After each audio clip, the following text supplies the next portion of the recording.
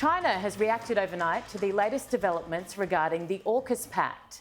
Leaks out of the US and the UK reveal Australia will announce its intention to buy 2 different classes of nuclear submarines, up to 5 American Virginia-class boats and then a fleet of British-designed subs.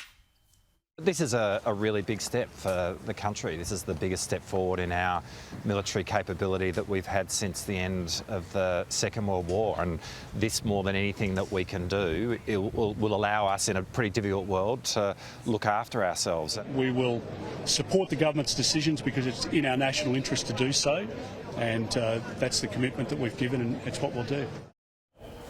UK Prime Minister Rishi Sunak is billing the deal as a big win for his country.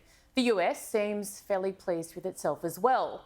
All 3 leaders will make the announcement official on Tuesday, as I said, in San Diego. But spare a thought for the Chinese government, who, in news that will surprise absolutely no one, has condemned the move.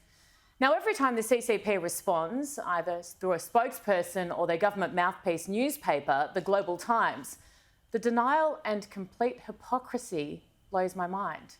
And it shouldn't, because it's what they do and have been doing for years. Allow me to quote, "Chinese observers urge Canberra not to blindly follow Washington's strategy in containing Beijing and risk its own national interests on economy and security only to serve Washington's interests." Washington's interests? Have they looked at a map lately? Australia's proximity to China and the possible location of the world's next war, Taiwan, means that we have a fairly vested interest in containing Beijing, as they call it, ourselves. Make no mistake about it, we are behind the 8 ball here. The rise of China and the threat it poses has been coming for years and years, but most in the West have completely missed it, too focused elsewhere. We are playing catch-up with AUKUS. It's not an aggressive move against a peaceful nation. That's absurd. It is a direct reaction, albeit delayed, to the major increase in a threat from a very powerful country. China hasn't minced its words. They are planning on attacking a sovereign neighbour. They are building the world's biggest and most lethal military. The Pentagon reveals today they are accepting uranium from Putin's Russia to make nukes. So no prizes for picking the aggressor in this instance. Even Kevin Rudd's defending the idea of AUKUS now, and he wasn't an early fan, shutting down suggestions it will make us more of a target.